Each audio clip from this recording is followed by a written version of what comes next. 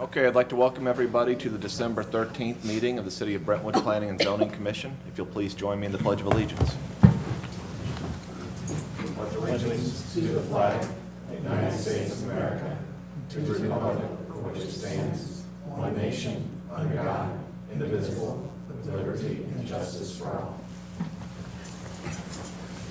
Roll call, please. Sheriff Bilderback, Here. Michael Daming, Here. Rebecca Jacobs, Here. Paul Moran, Here. Hart Nelson, Here. John Nuremberger is here, John Ritter, Here. Lisa Shirley, Here. Tom Schiffley. Here. We have a quorum, Mr. Chairman. Okay, very good.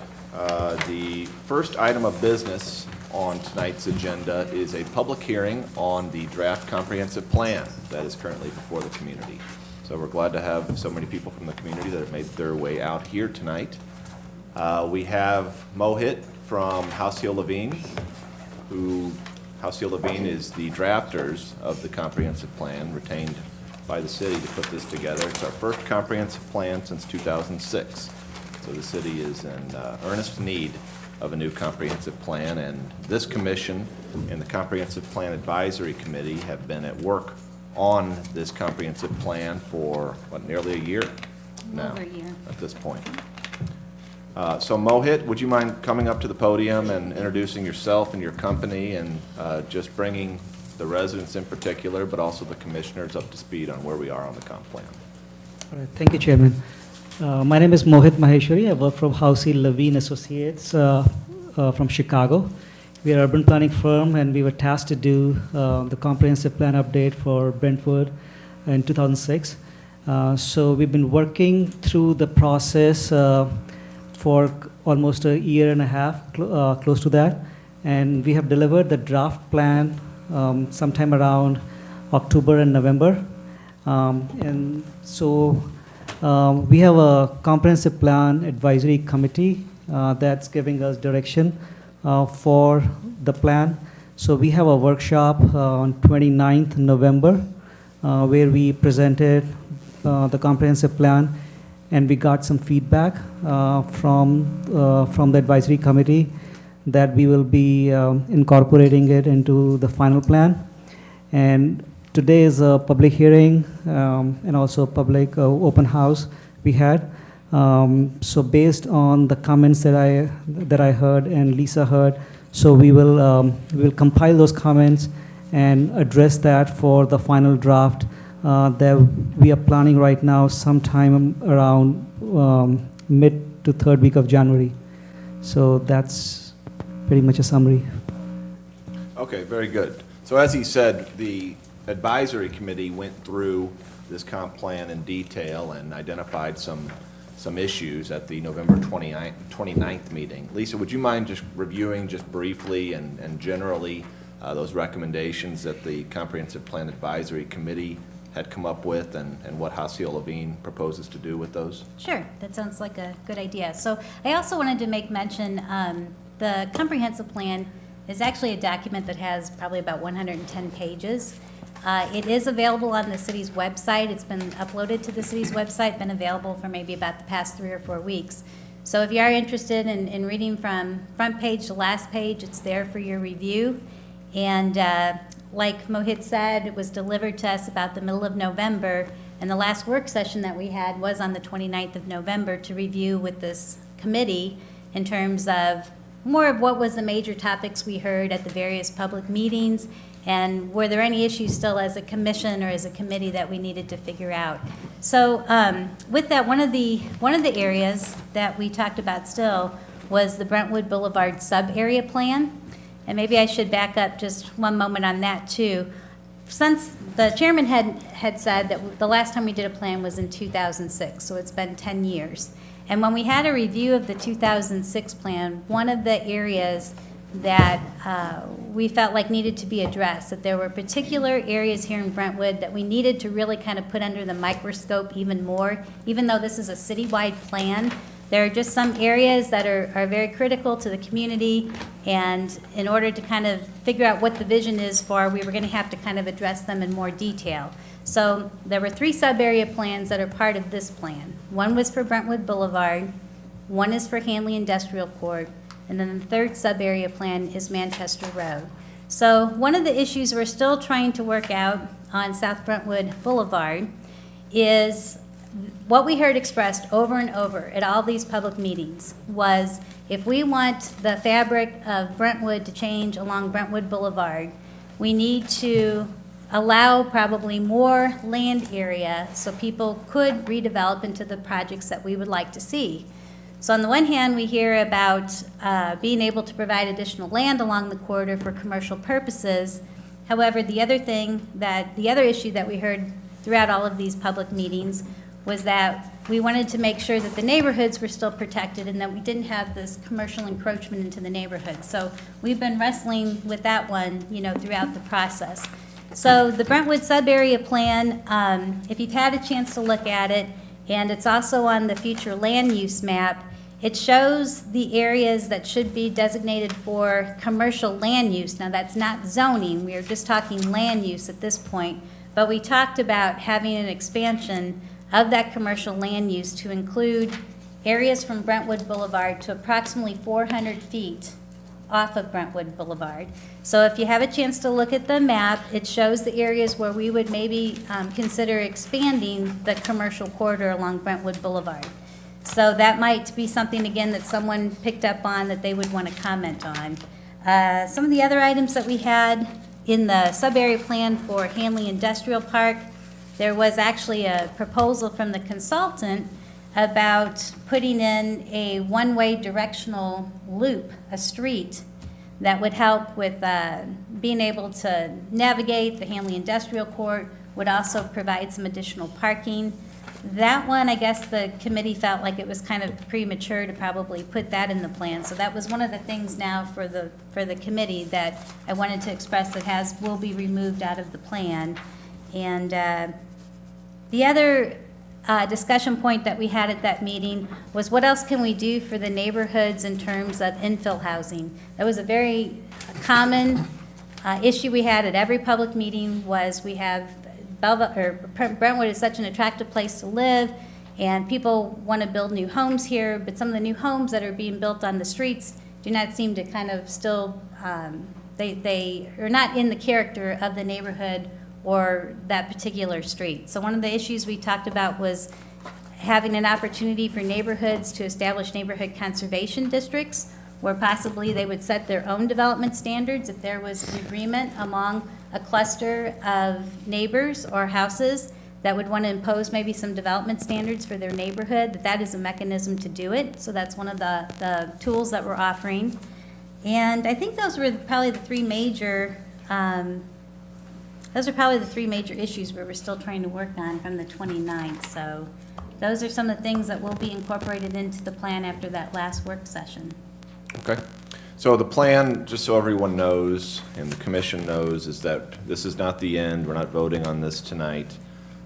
In January, we're going to have another public hearing, and the plan commission may be set to take this up in January, but we're not voting on anything tonight. Tonight is designed to allow any residents to come up and address the commission with their thoughts, their points, have any questions answered by Mohit here from the consultant, and just make sure we take everything into consideration.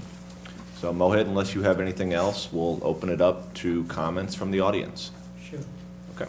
So if anyone would like to come up and address the commission, please do so. Please announce your name and your address and sign in. Lisa's got a sign-in sheet up at the podium. And if there's, sure. My name is Jeanette Osterly. I'm president of the library board. So I'm, of course, here as the library. And a couple of things I told Lisa that one of the options, objective 10, was we're no longer working with the school district.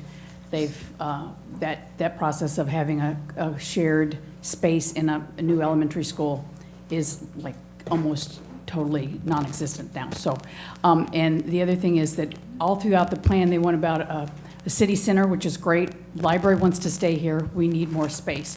So, and I talked to Lisa about this, that things have changed over the last few months. So we just want to make sure we're part of the plan for the city center. That's all. we need more space. And we had, last year, we had 65,000 people come through the library. More people than can be in the Busch Stadium. So a lot of people use our library. So that's it. Questions for me? Okay. Good, thank you, ma'am. Anyone else like to address the commission? Yes, sure, step forward. Mr. Breimer is a member of the Comprehensive Plan Advisory Committee, so we appreciate your service on that committee, sir. Yes, my name is Ed Breimer. I'm the owner of Graphics, an architectural signage company in Hanley Industrial Court. Been here since 1984, so we have a long history with Brentwood. And I just want to thank Mohit. We've been on this committee. We've talked for about a year and a half now on this, and appreciate the fact that you folks took the industrial court as one of your areas of study.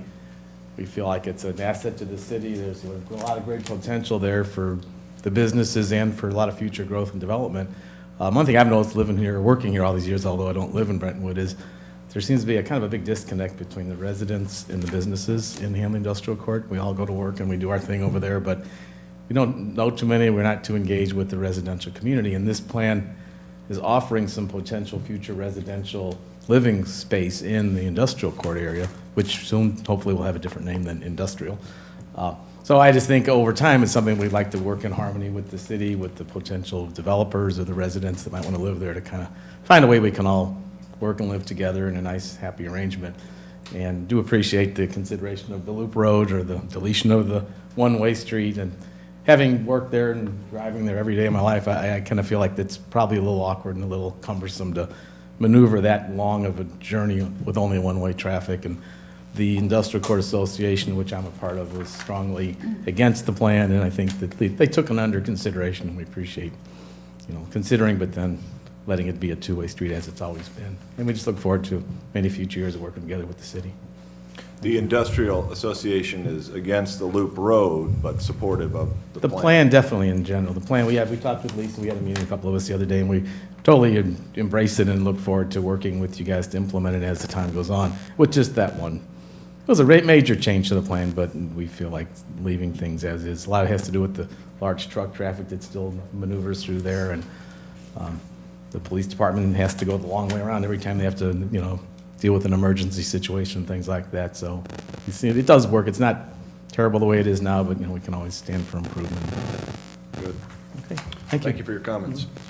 Chairman, can I add Yes. something to that comment then? So, again, any of the exhibits that show the loop road will be deleted, but the one thing that we talked to the association about, so that still the concept may be out there eventually. Right now, it seemed too premature to have this loop road, as Ed mentioned, with all the truck traffic and the radius, the turning radiuses they have to do.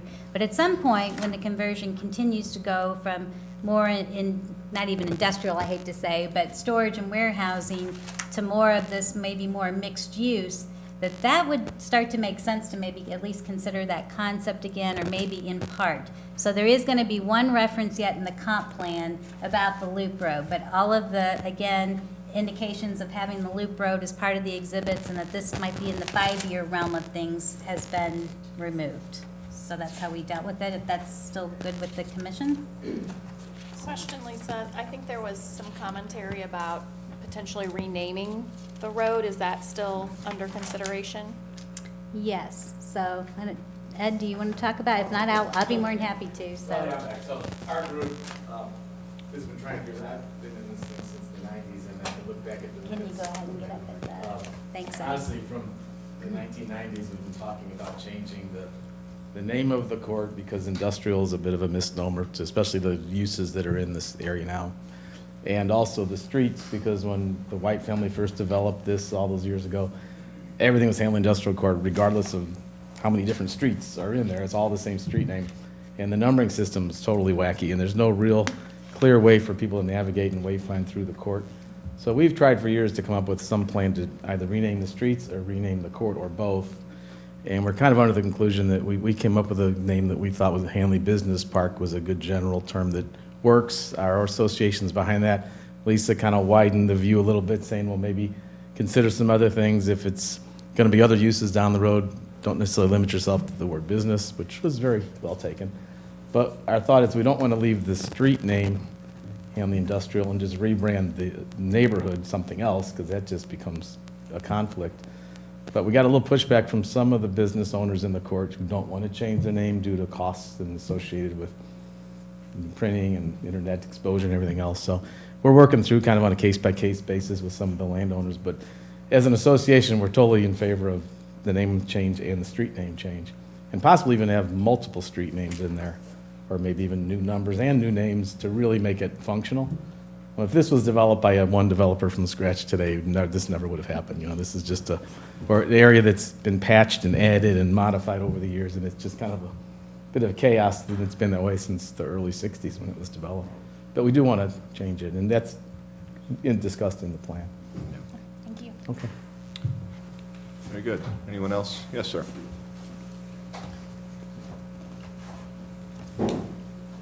Kurt Trostel, 8826 Pine Avenue. I actually just want some clarification from you, Lisa, I suppose. You casually said 400 feet expansion on Brentwood, all the way up and down Brentwood Boulevard, east side, west side. Could you expand upon that? So what we would suggest would be 400 feet. It would be on both sides of Brentwood Boulevard, the entire corridor from Strassner area to Manchester. And the 400 feet, just maybe for clarification, the 400 feet, while it's mentioned, is giving a developer a depth of 300, maybe 350 feet is kind of what they need for just making the land, having good utility for the land. But the remaining 50 feet would still be the buffer, because if we're going to go ahead and start establishing new lines, then we need to also make sure that with this plan that we don't waver on the buffer. And so that would be like 50 feet of that would still be the buffer then between the commercial and the residential. No, I understood that, but looking at the map there, that doesn't reflect that 400 And feet. so some of these exhibits, again, are still from when the draft was delivered back in November. Okay. So this was our discussion the end of November. So this will be one of the revisions moving forward that the consultant will make for us. Great, thank you. Thank you, sir. Anyone else like to address the commission?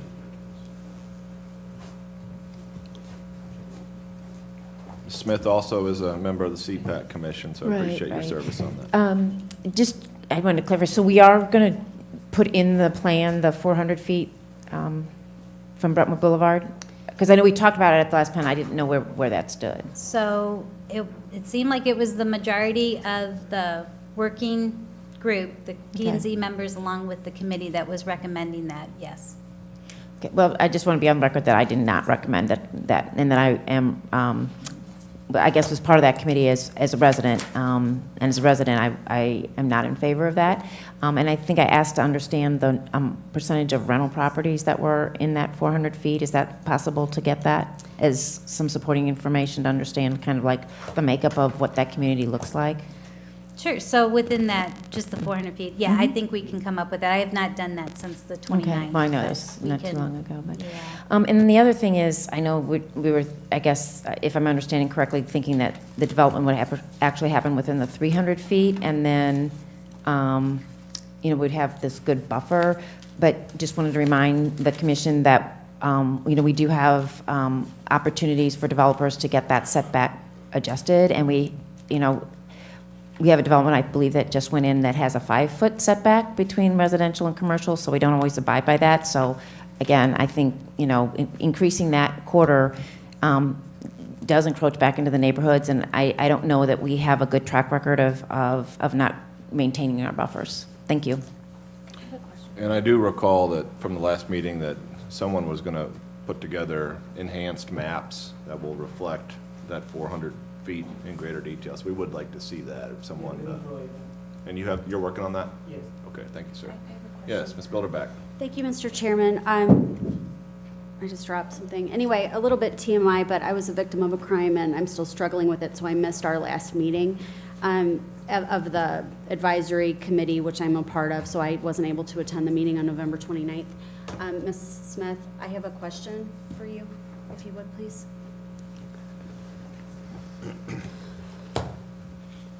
Yes. Thank you. So first, sorry I wasn't there. I want to understand this just a little bit more. You know, I've been through the plan, but not as closely because I wasn't at that meeting, and it's so important for us. Can you talk more specifically about where the 400 feet is that you're concerned about? And I would be interested in knowing, like, how many homes we're talking about and exactly where that is. So I think that was part of our conversation, and it hasn't been that long of a time probably for, staff to put Sure, together that. sure. But we did ask for that, and I'd like to understand what the impact of that. I don't really know. I had a meeting at work, so I was not able to get here for the public session. So I did not know if we've actually redrawn that someplace, because we asked to see what that would look like. Like, I don't really know how far back into the community the 400 feet goes. Do you know where that's referenced in here so I could look for it by any chance? Well, I don't think it is. It, No, this it's is a not in change. here. Is this the change. same plan that we saw on the 29th? Right. Yeah, so it's not actually in here, but if you go to Okay. the Brentwood subsection, you can see where it currently stands, but we don't really know what Okay. that 400 feet looks like. Okay, and as I was kind of looking through it, I was trying to get an idea for it was hard to see the homes or the properties Right. that were within the corridor because they weren't marked. So that's what you're talking about. Yeah, I'd like to understand that. I mean, if it's Okay. all rental properties and, half of them are vacant and, that might be preferable to actually look at developing that, but I don't know that that's what it is. So without having that information, I'm not comfortable with it, but, again, I understand I'm, one person, although I do think I'm representing I think there are a lot of residents that feel that way. I think when residents were asked a question of would they like to see Brentwood Boulevard improved, sure, I think there's a lot of properties along Brentwood Boulevard that maybe aren't in the best condition, and there's some that are actually empty, so I think there's opportunity there to do something with those properties. But if you were to ask the question differently and say, do you think Brentwood Boulevard should be developed, and are you willing to allow us to go 40 feet back into the residential areas and potentially take more homes? I don't know that you would have gotten that same answer, because I don't know that people necessarily want to see, homes taken away or residential areas taken away. Thank you. Thank you, Mr. Chairman. So can we, Mohit, if you wouldn't mind getting those enhanced maps over to Lisa, and so Lisa can circulate those to the commission, that'd be appreciated.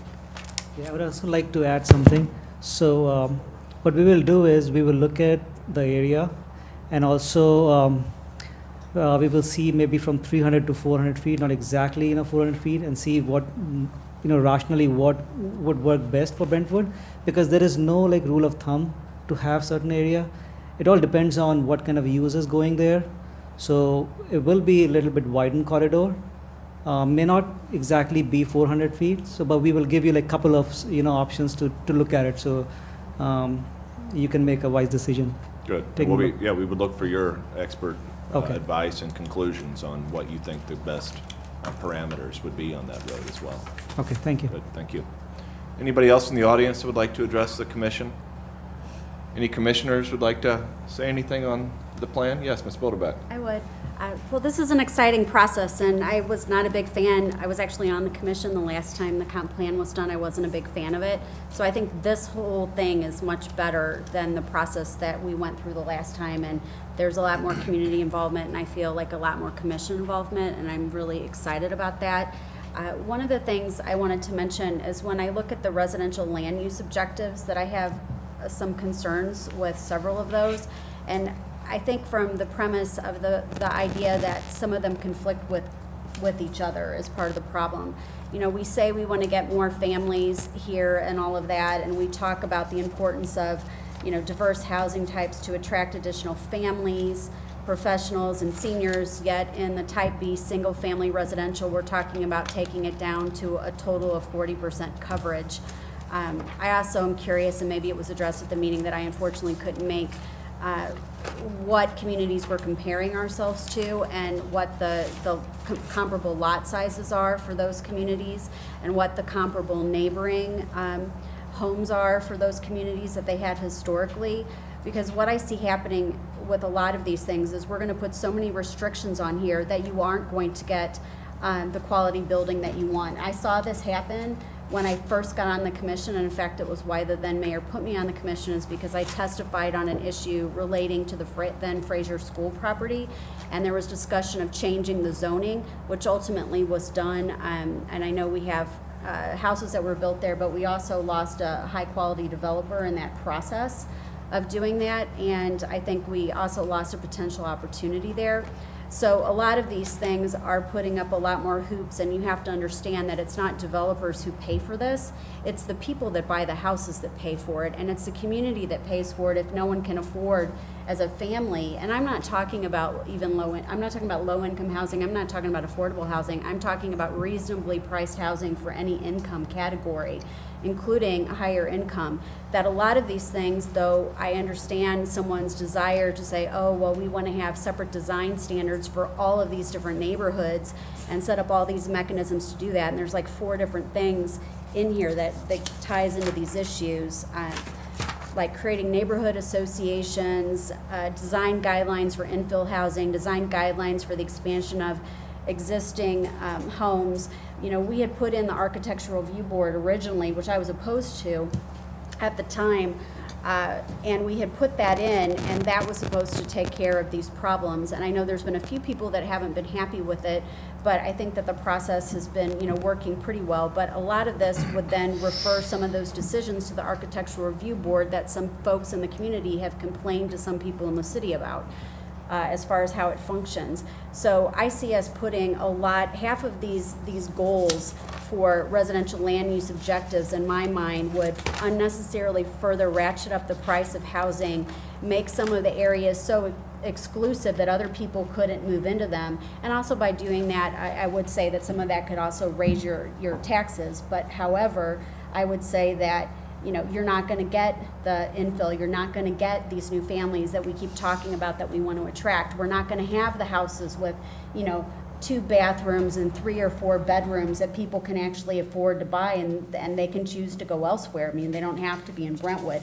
We've lost a lot of members on this commission just by virtue of the fact that they had to move out of the community over many years in order to find housing that fit their families, and they loved this community. So, you know, I have a concern with some of these. I don't think that it's necessary. I think that it's overkill. I'd like to talk about it some more, and I would have brought all this up, and again, my apologies, but I've been struggling with, like I said, the crime recovery and healing process. So I at least wanted to bring it up now, and I'll try to maybe put something more thoughtfully together later. Thank you, Ms. Mr. Bilderbeck. Chairman. Anyone else on the commission like to say anything before we move on to the rest of the agenda? Anyone else from the audience? Okay, we'll move on to the remainder of our agenda for this evening. The next item is approval of our November 8th, 2017 meeting minutes. Any revisions to said minutes? Yes. Mr. Shibley? On page 3, under new business, the applicant's name is misspelled. I think it's H-Y-A-M-S instead of H-I-M-E-S.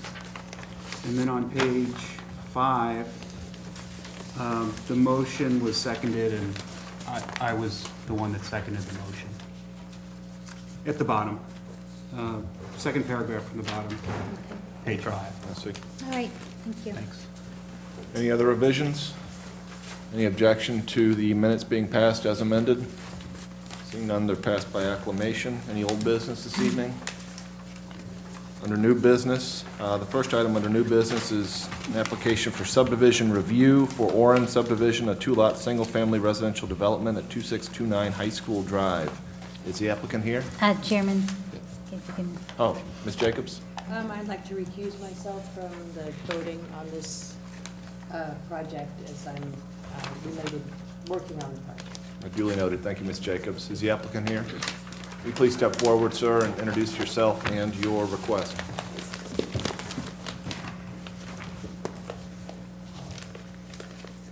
Hello, my name is Jacob Goodwin with Oren Construction, and the request is to subdivide the double lot on High School.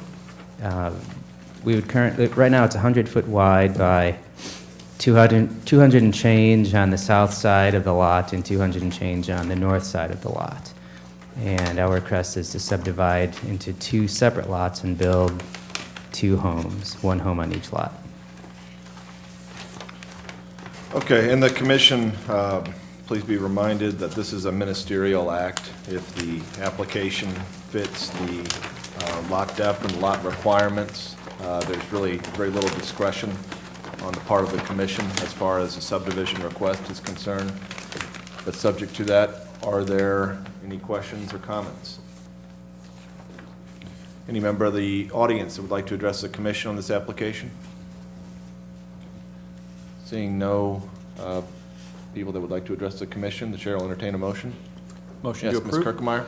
If I could, before the motion is asked for, I did want to point out the staff report points out that I would like to go ahead, I think it makes sense to take this both for preliminary and final plat approval. And the reason being is because when you have one large lot splitting into 2, the utilities are there, so you're not asking for any subdivision improvements, which is usually the reason why you have a preliminary plat process and a final plat.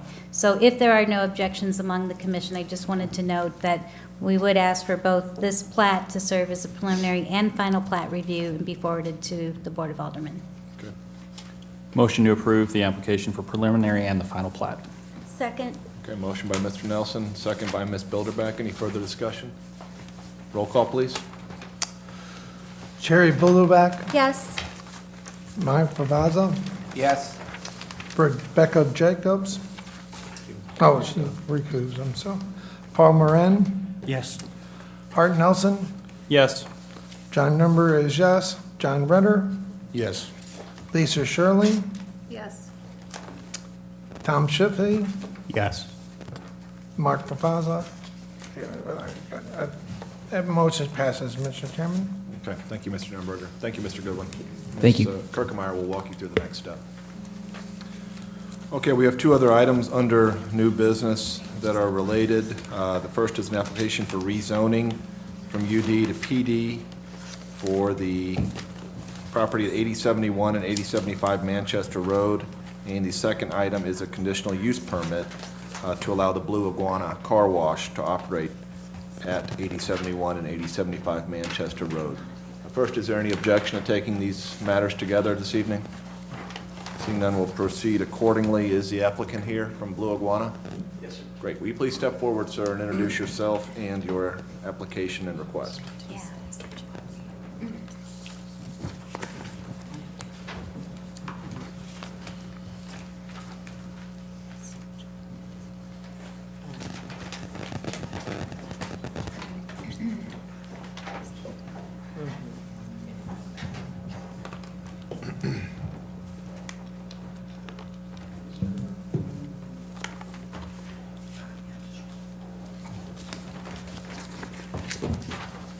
Good evening. I'm Mark Dorian. I'm president of Dorian Engineering, offices at 5030 Griffin Road in South St. Louis County. With me is Greg Byler. Greg is the owner of Blue Iguana Car Wash. He's located in Springfield, Missouri, but spends most of his time up here in St. Louis now. We have a brief PowerPoint presentation. My arm isn't long enough to reach it there, so if it's okay, I'll just roll this over towards That's the fine. projector. Okay, thank you.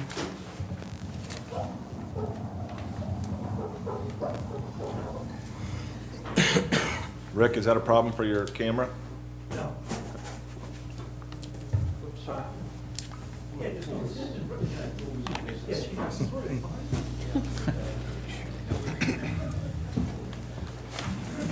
relocate a little bit. First of all, I'd like Greg Byler to just tell us a little bit about his company, what they do. We have 2 existing facilities operating presently in the St. Louis area, you may be aware of them.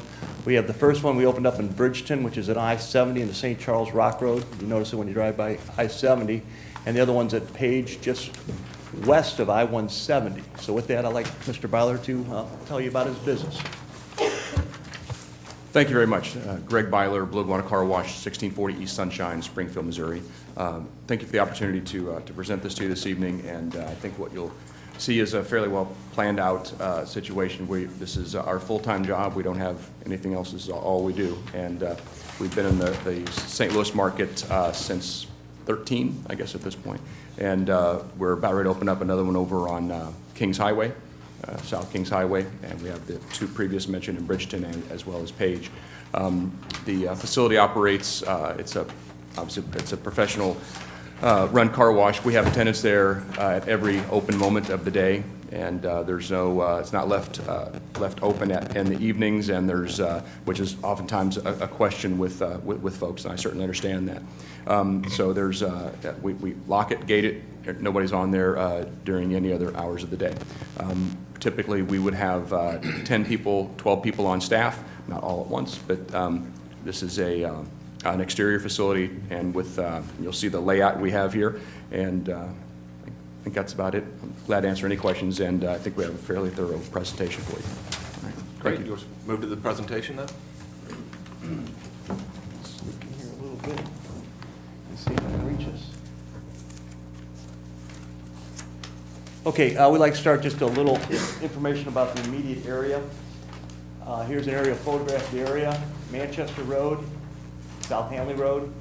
Our site is located there. It consists of 2.19 acres. We have the Permanent Cosmetics and Spa across the street from us, along with the Joy Luck Chinese Buffet. Frederick Roofing is located in that area. Sun Incorporation, of course, sits up on the hill. There's some retail in this area here. Flooring Galaxy is located there. Behind us, we have some residential with the 300, I believe it's about a 300-foot lattice communication tower. And then we have office retail directly to our west. This is a picture of the spa across the street, across Manchester from us. This here is a picture of the Chinese food restaurant across the street from us. Here is Frederick Roofing as viewed from Manchester Road. Again, there's Sun up on top of the hill. And around the corner, we have Flooring Galaxy that faces South Hanley Road. Here's a picture of our site from across Manchester Road. Another picture there. There's about 3 residential homes that sit behind our property. They're relatively close to our north property line, as well as the lattice communication towers, relatively close to our north property line also. It's been vacant. The site's been vacant for a long time. Used to be a Memphis Best, and I forgot the other user that was on that location, but it's been vacant, and the existing asphalt is still there. This is on the east side of our site, viewing on Manchester. That's the bridge that goes across the the creek in that area. Here's our site from the east view, looking to the west. The Welcome to Brentwood sign is located in that picture. Again, this is on the site here. You still have the asphalt from the Memphis Best and the homes that sit behind us. This is a picture from just directly to the west of the homes that sit behind us, looking down onto our site. So the homes that sit above us, they look down and they do see our site. And you can see our existing asphalt that's still out there. Here's a picture of the furthest west home, and then there's another home to the east of that. This is a picture again of the furthest west home, and then there's the communication tower with the support building in red there. We have a very nice product, we believe, okay? So we want to show you some pictures of our existing facility at our Page location. Here it is viewed across from Page. And another picture is viewed across from Page. This is our canopies with the vacuums. And what I really love about our sites and working with Greg is he likes to do things right. He doesn't sell the properties, he keeps them. But I just love concrete, okay? That is a very expensive concrete curb and gutter section as well as concrete there, but it lasts and it looks nice for years and years, and that's what Greg wants. This is our kiosk. So when you drive up to our site, you actually pull in here and it's 3 wide, and you have a monitor, and you actually pay right there to the computer. When you're done paying, the gate in front of you will go up, and you're allowed to proceed. So that way that not 3 people aren't let go to proceed at the same time. Only 1 person at a time will allow to go forward. This is the entrance to our tunnel. This is just our back, our stacking place. Again, all concrete curbs, storm sewers. Now, this Page site hasn't been landscaped yet. It will be landscaped. Our proposed site is landscaped. This is just really just several months after the site opened up. Again, some more concrete pavement. And this is actually our entrance into our car wash. We do wash a lot of cars, okay? And we are priced very competitively, and we do a very nice job. But one of our advantages is that roller system you see there. Normally you pull into a car wash and you pull in between these, you're guided in between these 2 rails, you pull there and you wait for, the pulley to come around, and about every 15, 20 feet, it'll grab onto your tire. This is actually our entrance to our car wash. We do wash a lot of cars, okay? And we are priced very competitively, and we do a very nice job. But one of our advantages is that roller system you see there. Normally you pull into a car wash and you pull in between these, you're guided in between these 2 rails, you pull there and you wait for, the pulley to come around, and about every 15, 20 feet, it'll grab onto your tire. On the left there, well, actually, both of those mats are continuously rolling. So once you get onto there, you're taking off. And so that gives us speed and efficiency in getting you through our car wash. So we can wash a lot of cars, and we also keep the lines down because we're getting the cars moved through there. And our customers obviously like not waiting in line very long. Our proposed site plan. Again, Manchester Road's on the south here, Hanley Road over here, and this is the existing bridge in that location. We have a car wash tunnel there, it's 130 feet long, and we have 3 vacuums out front. Now, the car wash is always fully staffed, as Greg said. This is manned, it is not a self-serve car wash. So you enter from Manchester Road in this location here, and there's a kiosk station where you pay and has the gates that we previously discussed. We have 39 cars stacking between that kiosk and Manchester Road, which far exceeds the city requirements. Once you pay at the kiosk, you'll proceed to the tunnel. And when you're done through the tunnel, you'll proceed to either the free vacuums located in this area again, or you can exit out onto Manchester Road. We also, in this area here, we have an escape island. Once in a while, we have somebody with a pickup truck with stuff in the back that cannot go through the car wash. So our on-site staff make sure that nothing goes through the car wash that shouldn't. And if they have things in the back of the truck that can't be going through the car wash, they're allowed to go down that driveway on the west side of the parcel and exit. And also, right now, there's a shared entrance exit at this location. We have not physically found a deed saying that that easement exists at this point. We're looking into that at this time, but right now, even though it has been used for years, and all 3 lots were platted together with the ingress egress shown, we have not found a document to verify that at this point. So we'll be looking for that in the future and working with you on that. We've got proposed landscaping along the frontage. We have a 20-foot landscaping buffer to the west. We have a 30-foot landscape buffer up against the residential area behind us, and we have some landscaping in this area here. We have a lot of green space to the east of this. This is where a lot of the floodway is at, floodplain. So that's green space, and it's a possible, I showed you earlier, the welcome to Brentwood sign. It might be a nice chance for the city to put a nice monument in there and make the entrance to the city of Brentwood a little more appealing. Okay, so this is our site plan laid over the aerial, okay? And from the top left going down, that's the communication tower. That's just the way the aerial is done, but the communication tower really starts up at the top left and really comes straight at us. But the aerial is obviously taken from an angle. We have a home that's located about 130 feet from our tunnel there, and we have a home that's located 115 feet there. So we think we have pretty good setbacks for those homes. Again, they will see us, okay, because they sit up high. They'll be looking straight over us, or they can look down and see us. There are floodplain considerations on the site. That red line there represents the floodway. The floodway you really don't touch. That carries most of the flood water, okay, and that's where the volume is pushing through. So you do not really grade in the floodway without major, major problems, and that's one of the reasons we have problems with redoing this intersection, as you're probably more aware than I am, okay? However, this line here, this yellow line, that is the existing floodplain, okay? It's that area outside the floodway can be moved slightly as long as you can come up with hydraulic calculations and modeling that demonstrate that you do not create a rise in the water anywhere on your side or anybody upstream or downstream. So that floodplain can be moved because water in that area is really just pooling, and a lot of times it's just circling. It's inefficient flow and it's very shallow. So a lot of times that floodplain can be moved slightly without causing any damage or rise in the existing flood.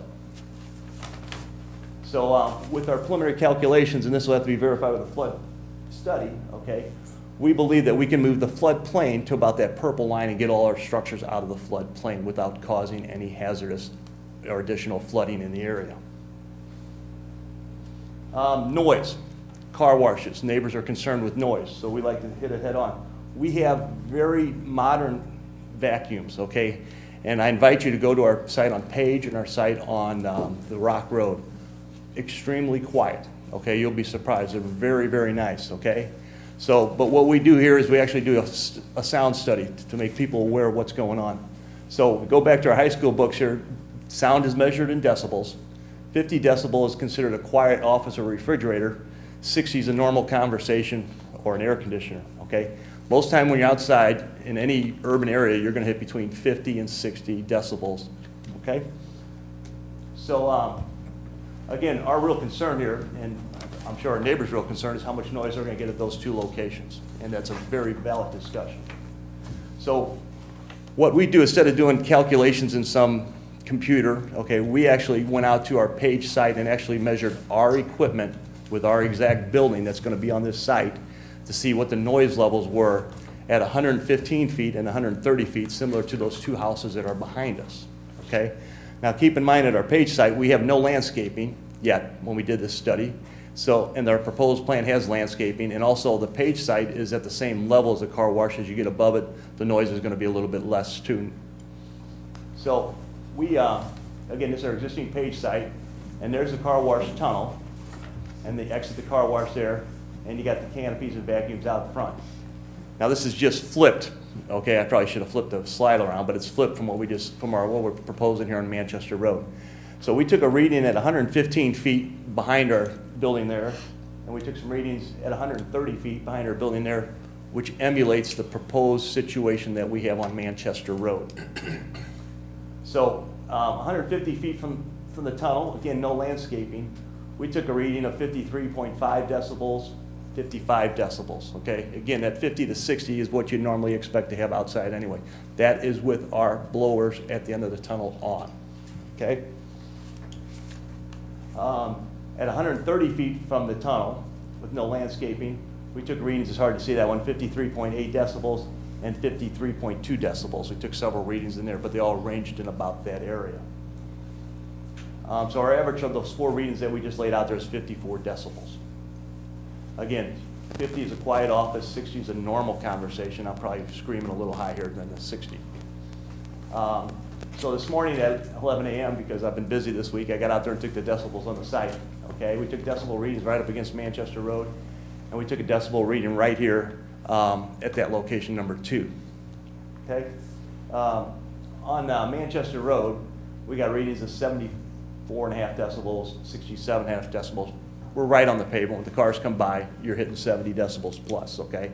No surprise there in those kind of numbers. Our real concern is the readings back up on the hillside because we're concerned about the residents, okay? So 11 a.m., we took the readings here, and we were reading 53.7 decibels right now without us even being on site, okay? That's the noise you get in that area. And it's going up to as high as 57 decibels and even actually a little higher when bigger trucks came by. So again, we were just reading 54, so we don't believe that we're gonna be a noise problem to our neighbors. Again, here's it looking down from that location. We believe the residents behind us, well, they will see us, but they will not hear us. But we do not believe that we will be seen as much as the 6 or 7 story apartment buildings and have windows looking back at you that way. So we think there's a lot of advantages to our proposal. So with that, we appreciate your consideration this evening, and if you have any questions, we would do our best to answer them. Okay, very good. And Mr. Doring, very nice presentation. Thank you. The issue with this site is obviously it's the entrance to our community. It's a very conspicuous site. And it's the commission's job to determine whether it's the best fit for that site. Since we have so many people in the audience, the Planning and Zoning Commission is tasked by our code to take up any rezoning requests, take up any conditional use permit requests such as that we're presented with tonight, and then we make a recommendation to the Board of Aldermen, who ultimately says thumbs up or thumbs down. But with that being said, after that presentation, we'll open it up to questions and comments from the commission. Ms. Bilderbeck. Several things, and I would presume that this would go to site plan, so I'm just going to hit a long list of things that I want to chat about in a lot more detail. First, thank you for your presentation. I definitely want to see a traffic study. I have a lot of concerns, and I presume you just did this for the benefit of your drawings to show where their cars go, but I don't recall ever having anybody draw that many cars on their plans, so I don't know what your plans are about the volume that you guys are planning to do. So I think the traffic study, given that we're at Manchester and Hanley, would be absolutely critical, and that would be really critical to my decision-making. I want to have a better understanding of the number of cars. Yes, sir. Okay, I'm sorry, I thought you finish your point, then I'll address it. I'm going to give you a long list, so if you Yeah. want to talk about, and say something about that now. Yeah, I'd like to jump in. We'll talk about I'd like it to in go more back and detail. forth if we may. We show the cars based on a 20-foot spacing between the cars, okay? The city ordinance requires, I believe, 25 cars of stacking. And so that's only shown to demonstrate that we have more stacking than the city requires. Okay. Okay? As to volumes, I think Greg would answer that much better than me. We typically, we don't generate traffic. We have to go in very busy places, which you all have here. You got a very, very busy corridor there, which is why we want to be there. And it's we're as much of a stick of gum at the checkout counter as anything else. People driving by, car wash, pull in, and then pull right back out. They're not on the property an average of 5 to 10 minutes, and then they're back out. So we don't generate traffic. We do use the traffic. We siphon the traffic off, and that's why we need to be in places like this, as Right. opposed to down the industrial drive or something like that. Which ties into part of my concern, because there's going to be a lot of ins and outs, and I want to better understand that. So a traffic study is going to be really critical to my understanding of that. What the chairman said, I think was well said about it being a gateway to our city. I just sort of envision, where's that picture? I just sort of envision some lovely welcome to Brentwood sign with this in the background that it looks like a gas station, right? And that's not exactly what I consider to be a lovely gateway to the city. So talking about aesthetics, building materials and all that, I saw some of your future land use on your website at, I think it was like the Kings Highway site, which looks a little bit different than this, but that would be something else, building materials and what the site looks like that I want to hear more about. Also, the fact that you're on Rock Road and Page, those are two areas which I do not believe fit with our existing comprehensive plan nor our future comprehensive plan that you just might have heard our hour-long discussion about at the beginning of this meeting as far as what we're trying to do with that area, either in the current plan or in the one that we're talking about adopting, possibly sometime this winter or spring. That has everything spelled out in there as far as, what it's supposed to look like. And this is a key area of development of, mixed use and commercial and multifamily, different things like that. And this is completely different than what we're talking about. So the other thing I would point out is that we've had several prior proposals for this site, and in each time, the commission has been very particular because of the key location that is at the kind of the end cap to our city and the cap to that corridor of what we want to see this looking like going forward, that we have looked at them all with a very fine-tooth comb accordingly. So just to be aware of that, to be And consistent. we'll match or exceed any sort of architectural requirements you guys have. We're glad to comply. We have a standard-looking building that we like to use, and it works. It's very efficient. It's clean. I take no offense to what you said, but I think they're nice-looking buildings. But it's any architectural requirements you guys have, we always match those. I'm just smiling because the other gentleman was smiling, so I had to smile back at him. I wasn't laughing at what you were saying, That's just to okay. be Not clear. at all. Not at all. Then also things like any type of rooftop unit, screening, hours of operation, enclosure of the doors on each side of any of these things during hours of operation, similar to what Lindbergh and Ladue Road has with their gas station. The doors come down. You can only use the car wash at a certain amount of time, and that's a one car as opposed to this whole thing, which is a lot bigger. So those are some of the things that are my first blush, and there'll be more, and I'm sure other people have other things. But I just wanted to give you an idea, so when you come to site plan, presuming we go there, that you wouldn't be surprised. We're glad to answer any questions. And pictures and things, and make it look better than this. Great. Yeah. I'm sorry. And make it look better than this. You want it to look, okay, do you have a definition of what's better than that? Not right now, we'll talk about it at the meeting, yeah. Okay. A gas station doesn't work for an entrance to the city, like, look, Okay, any other commissioners like to address the applicant? I had a question Mr. about Shipley? the Page site. When did that open? Year and a month ago. So, and then the decibel study was done this morning, Actually, this morning. and there's still no landscaping there. Why Why has it taken so long to get landscaping at the? Not at all. All landscape requirements have been met or exceeded at that location. On the back there, we did exactly what they asked us to do. There's landscape on the front of it, okay? And there's bushes and things like that. We did exactly what they asked us to do on the back side of that. Okay. Yes, sir. And then I counted 43 cars on this. And those cars are presumed, I guess they're idling because people are waiting to get in the tunnel. Yeah, there might be 3 more under the kiosk that I didn't count. Is there any decibel issues with the cars? What is very surprising when I was at Page today and when I was at Page doing a story study about 6 months ago, when cars come by these days, they're very quiet. You don't see a whole lot of jump from the car driving around. Cars are just very quiet these days, I should have took, and I apologize, I probably should have took a couple readings when the cars came by, but it was very, very unnoticeable. Thanks. Any other commissioner would like to address the applicant? If Mr. you don't mind, Moran? Mr. Chairman, so the change in the floodplain, how are you going to achieve that? Are you going to raise the site by a certain number of feet above the road level? We'll raise the site by maybe 18 inches in that area, okay? And again, that's the area where the water usually starts spinning and it really doesn't affect. It's actually better to keep it flowing than letting the water whirlpool. And that'll be done by a professional engineering with hydraulic study, approved by the city engineer as well as approved by MSD, that there will be no rise. If we can't do it, it will not happen. Okay, thank you. Any other commissioner before we open it up? Yes, Mr. Ritter. The sound levels, you said with the vacuums, that was leaving the tunnel?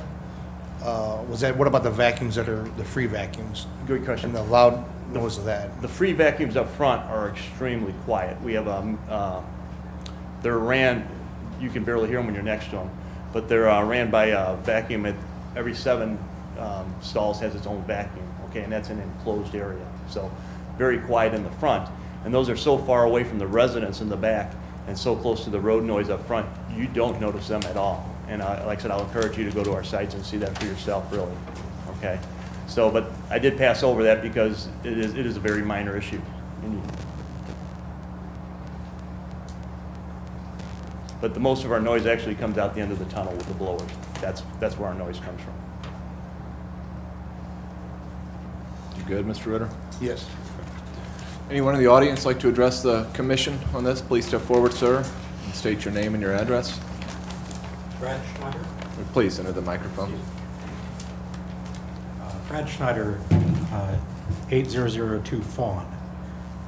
So, when these gentlemen keep referring to the 130-foot, 115-foot houses, mine's the 115. So take this as you will, but I share many of the concerns that have already been voiced, as well as a few perhaps personal ones. First off, I believe the traffic study is absolutely essential. The concept that this would not generate traffic or affect traffic in any way strikes me as naive at best. With 39 vacuums, the free vacuums out front, you don't put that many in if you don't expect a pretty decent flow of traffic. And given the traffic issues at that intersection already, even a slight backup would be quite significant as a problem. Second, the landscaping. First, I absolutely agree that it's a little strange. I understand that these gentlemen have complied with the requirements up at Page, but to not have any landscaping after more than a year, again, strikes me as problematic. And then the actual landscaping and screening that appears to be on the plans doesn't meet spec. First off, the only rear screening appears to be the retaining wall that's already there. As you saw from the pictures, it really doesn't screen anything right now, which is not a huge problem. But a busy car wash operating according to its application data from 7 a.m. to 10 p.m., well, you can kind of see it. And I believe the screening devices ordinance requires that anyone buying or anyone putting in a commercial or industrial property has to provide adequate screening so that, please excuse me here, sufficient height to effectively screen commercial or industrial property from residential property, taking into consideration elevation differences between those properties. And let me tell you, there's an elevation. And so far on the plans, it appears the only screening is the landscaping, which are 6-foot white pines, which, again, by spec, is inadequate. Any trees have to be at least 8 feet if they're evergreens. And it completely ignores the other screening requirements. As to the noise question, and I do appreciate you guys addressing that up front. However, the follow-up question I think is absolutely reasonable, which is what about those vacuums up front? Your average household vacuum puts out about 70 decibels. Now, admittedly, you're right next to it, but it's a very reasonable question to say, if we've got 39 vacuums, one motor every 7, you said? So 5 to 6 motors go in at any given time, especially since we haven't discussed what those sound studies look like. I would ask for at least more information. Finally, you'll note, as anyone who's been around that intersection for any length of time, that they showed you the buffet, they showed you the now vacant permanent makeup cosmetic center. They did not show you the other car wash right across the street. It's a self-serve, so admittedly it is a somewhat different part of the market, but there's another tunnel car wash down Manchester. There's another one down Brentwood. There are, by my count, 5 places you can get your car washed within about a 1.5 mile radius. So one of 2 things happens here. Either there's a fair amount of traffic because these gentlemen know their business and they put it in somewhere successful and it becomes a significant problem for us. Or it's not successful because there are all these other car washes right around and we end up with a vacant car wash as the welcome sign to our city. So, as I said, discount my opinion as you like because it actually is my backyard. But at the very least, there needs to be a significant question of screening, of noise abatement, and the traffic study to see, as you said, Ms. Bilderback. Sure, it's fine. Sorry. It's very fine. It is the front of our city. It is the two of the 3 major conduits through. And it's what people see when they see City of Warmth. And respectfully, I would prefer not City of Suds. So, thank you very much. All right, well said, sir. And we do especially want to hear from the neighbors to this proposed development, as I'm sure the developers want to hear from their neighbors as well. Anyone else in the audience who would like to address the commission on this application? Yes, sir. Back again. Sorry, back again. Sorry, gentlemen. I live at 2468 Helen Avenue. Not quite in my backyard, but pretty darn close. And I have to say, I agree with this gentleman. Obviously, you guys do know your business, and that's why you've chosen this location. Really, I would just like to reiterate the same points. City of Brentwood, it's a main gateway. I can say personally, we have 4 or 5 car washes within a mile or a little bit more. So to the same point or to the same end, if this is wildly successful, I think we actually lose, because if I'm looking at this entrance point, that is really close to the intersection.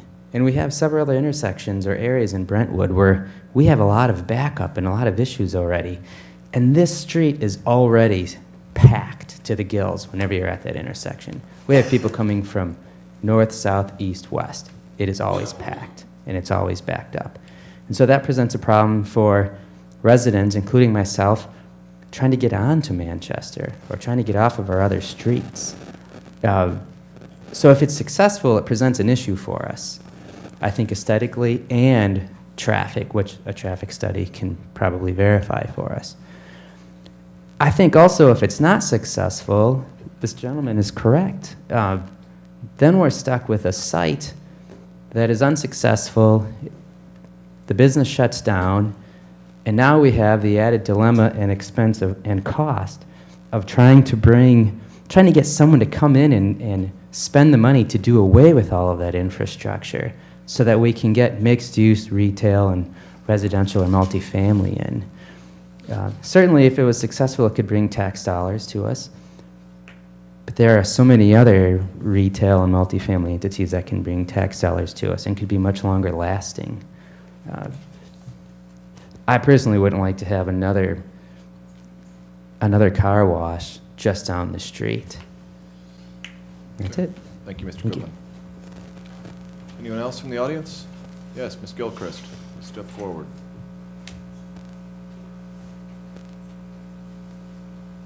My name is Jane Gilchrist. I live at 2616 Porter Avenue, and this will be in my backyard, just about.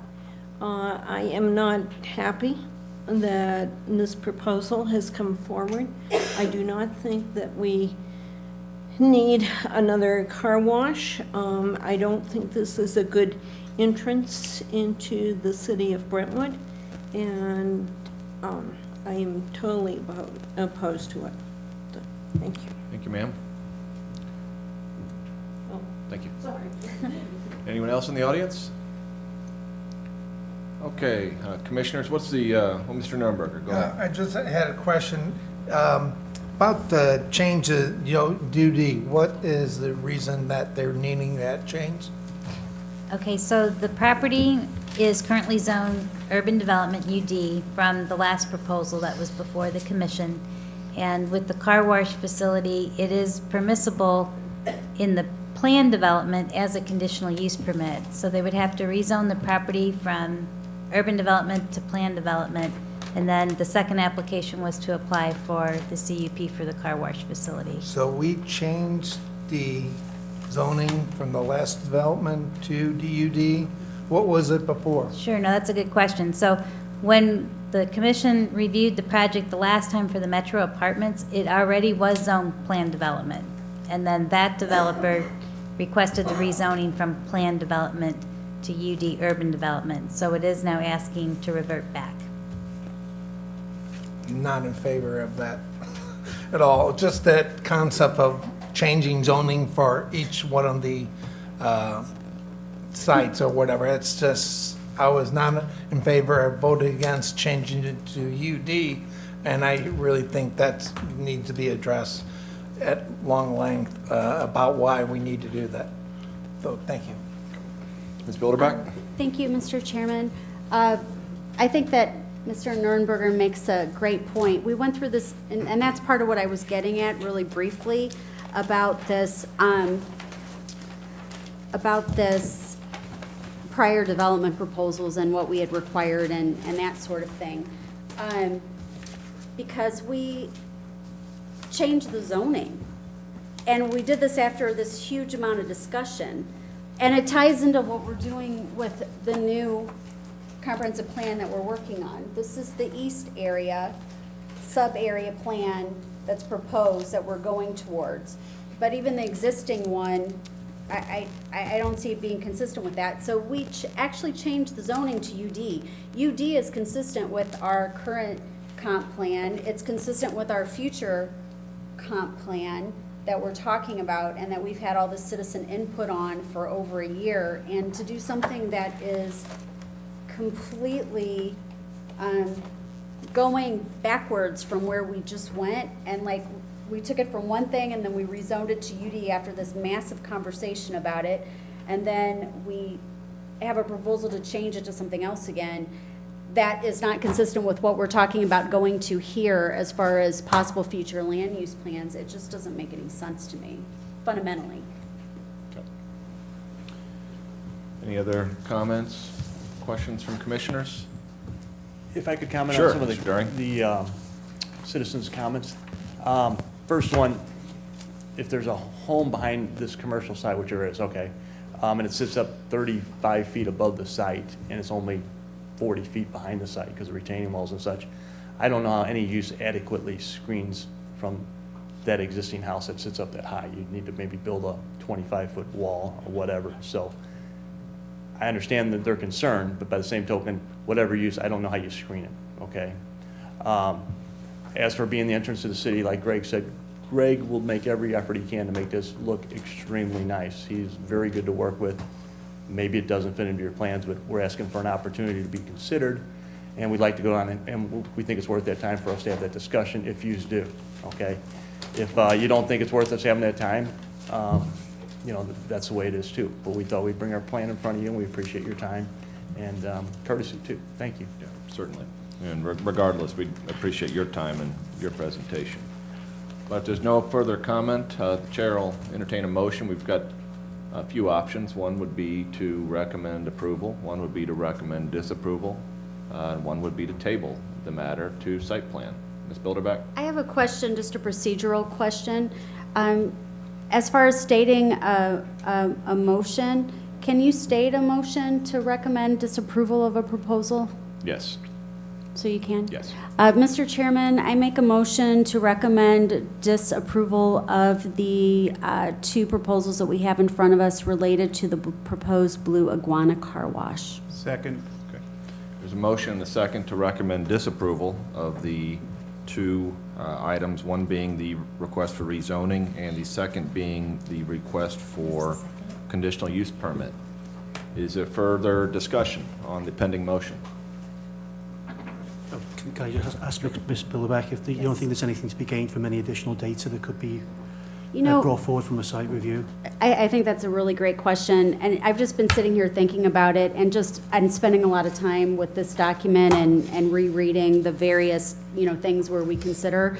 And the fact that we just went through all of this to rezone the property to UD, which is consistent with the existing comp plan and the one that we're proposing going to, I just don't, I don't see this as, I don't see anything that they could do after spending all of this additional money that would be required of them through requiring a traffic study and all of this, that would be able to solve the problem of meeting our existing and our potential future comprehensive plan. So I just think it would be fair to, fish and cut bait, not have them spend a lot of extra money, a lot of extra time and investment to go through something that I don't think is possible that could ever meet this. And I think it would be poor form for us to change the zoning to just turn around and change it however many months later on a piece of property. I mean, why did we do it in the first place? Does that make sense? Yeah, I can follow that. So it's a mutual respect situation. I don't see dragging somebody through something when it just isn't a fit. Okay. Mr. Chairman? Yes. If I could concur with that, I think that, Mr. Daring and Mr. Byler have provided a great presentation. I think you've gone through considerable time, expense, and you've thought about this quite a bit. But I agree completely. I don't want to have you incur additional costs when I agree that this is the direction we've gone in over the last year and then some. So, thank you. Yeah. And as the chairperson, I concur with Ms. Bilderbeck as well. I appreciate the time. I appreciate the effort. This just doesn't seem to be consistent with the character of that intersection, that character of that area. I think there's a potential harm to the value of neighboring properties, and it's just not a right fit for our community at that site. But so that's my position on the pending motion, which has been seconded. And is there any further discussion? So the motion is to recommend disapproval. So if you vote yes, your vote is to deny these applications. If you vote no, your vote would be not to deny, to approve them. So roll call. Tom Shipley, Yes. Lisa Shirley, Yes. John Ritter, Yes. John Number Hart Nelson, Yes. Paul Moran, Yes. Rebecca Jacob, Yes. Martha Faza, Yes. Sherry Bilderback. Yes. Motion passes, Mr. Salmon. Okay. Thank you, gentlemen, for your time. Thank you. Thank you very much. Application. All right, next item is Aldermanic report. Mr. Lockmuir, any report? City planners report, Ms. Kirkemeyer? No report. No need for subcommittee rationale. Ms. Kirkmeyer, you can handle on both these matters this evening? Yes, sir. Any other business tonight? Chair will entertain a motion to adjourn. So moved. Second? Second. All in favor? Aye. Any opposed? Stand adjourned. Thank you.